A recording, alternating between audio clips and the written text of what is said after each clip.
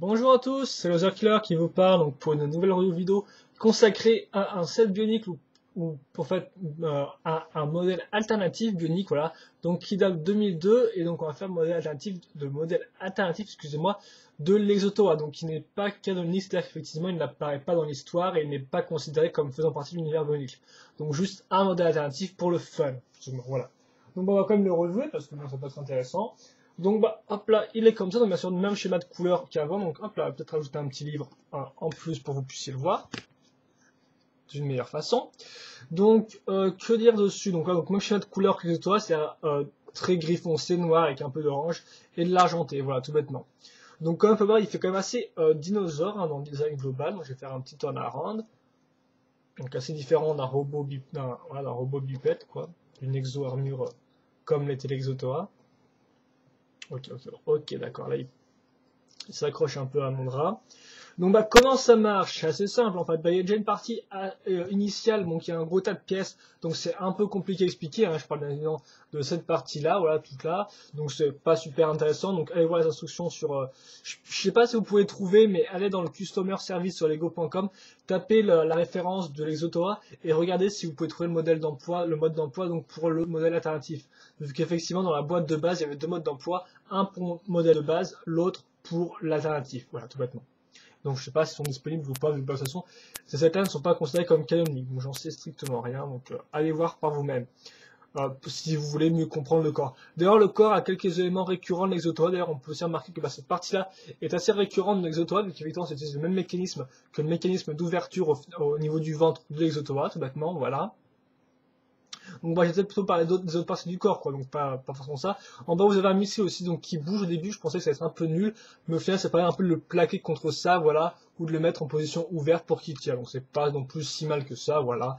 Vous pouvez le mettre comme ça, vous pouvez laisser comme ça il n'y a pas de problème, voilà. On a les jambes aussi, sont quand même plutôt pas mal faites, bon surtout avec des barres techniques, mais ça va, je trouve ça assez agréable. Déjà un peu mieux faites que les jambes un peu trop carrées de l'Exotoa du moins. Donc elle rentre franchement plutôt pas mal avec les petites pièces de Robo Riders ici, l'arrière comme ça pour bien stabiliser le tout. Bien sûr elles sont articulées à ce niveau-là, hop là, bon, vous ne pouvez pas non plus faire 4 tonnes d'articulation, mais au moins vous pouvez faire pivoter à l'avant, en arrière, et un peu ouvrir les jambes comme ça, voilà. Vous remarquez, il tient toujours. Bon par contre je suis pas sûr qu'il tienne beaucoup. Eh si, il tient. Mais néanmoins, voilà, donc des jambes plutôt pas mal. La partie ensuite de la queue qui rend plutôt sympathique. Effectivement, on a pas mal de têtes de Robo Riders ici, ici, hop, ici. Donc ça fait qu'on a des bons rappels de forme et ça rend plutôt pas mal, je trouve. Voilà. Donc la queue, la position du siège, vu qu'effectivement on pourrait mettre un toa dedans, ça marche un peu comme l'Exotoa. On le verra après avec Tahu. Les bras sont bien faits, enfin, sont faits simplement avec ces pièces-là, voilà, avec une petite griffe de gaille au bout. Celui-là, bien sûr, a un bras différent, vu que l'Exotoa de base a des bras donc asymétriques, voilà. Et enfin, donc la tête qui est vraiment bien faite, hein, donc avec un couvercle de broc qui tient au final. Oh, excusez-moi, ça c'était pas prévu. J'ai cherché à faire mon malin, et voilà. Ah, okay. Ah oui, effectivement, c'était accroché à la. Excusez-moi, c'était accroché à la. Ok, d'accord. Je déteste ces tuyaux parce qu'ils n'arrêtent pas de se détacher. Les tuyaux système, donc c'est vrai qu'effectivement ils ont des tenons pour tenir, donc c'est pas génial. Donc les tuyaux rentrent bien aussi au niveau du nez, les petits yeux ici, voilà, l'œil de Brock, quoi, la surface de Brock à ce niveau-là, la petite truc ici pour couvrir la partie inférieure, donc c'est plutôt mal fait. Donc bonne technique de construction pour la tête, donc je vous le recommande, c'est une bonne partie du set, avec les jambes aussi. Et voilà, je crois que c'est à peu près tout. Donc on va ouvrir le mécanisme en fait comme sur les Autoa, donc ça permet de baisser la tête. Vous remarquez un peu la complexité de cette partie-là, pas très intéressante. On met le toit dedans, donc où est-ce qu'il est mon Tahu? Oh, mon petit Tahu. Attends, hop là, faut le trouver là. Voilà.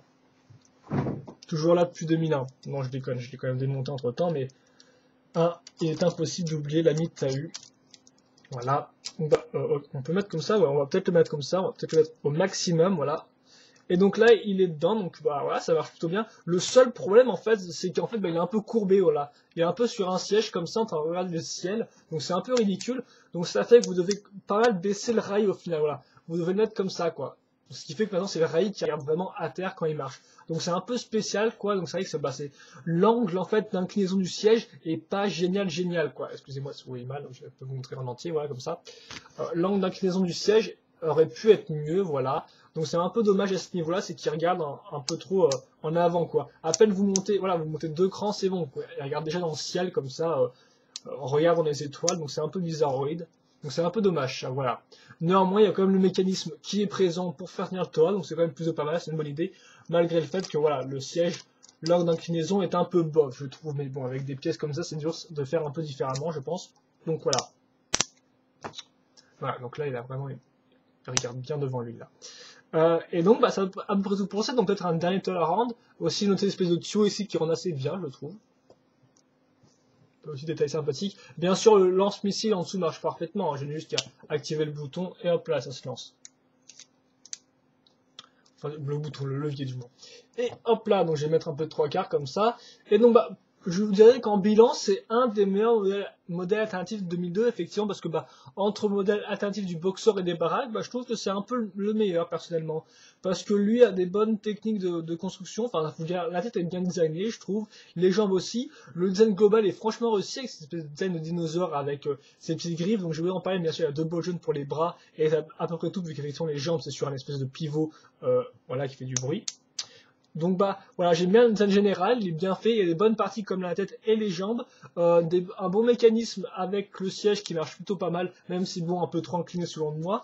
Et à part bah, sur ce petit défaut là, il a pas beaucoup de défauts selon moi, voilà. Donc bah je suis pas sûr de vous dire qu'il faut vraiment le démonter contre faut vraiment démonter votre exotois parce que l'exotois est pas mal du tout, mais je trouve néanmoins que ce modèle là est pas mal, quoi. Il est franchement bien réussi.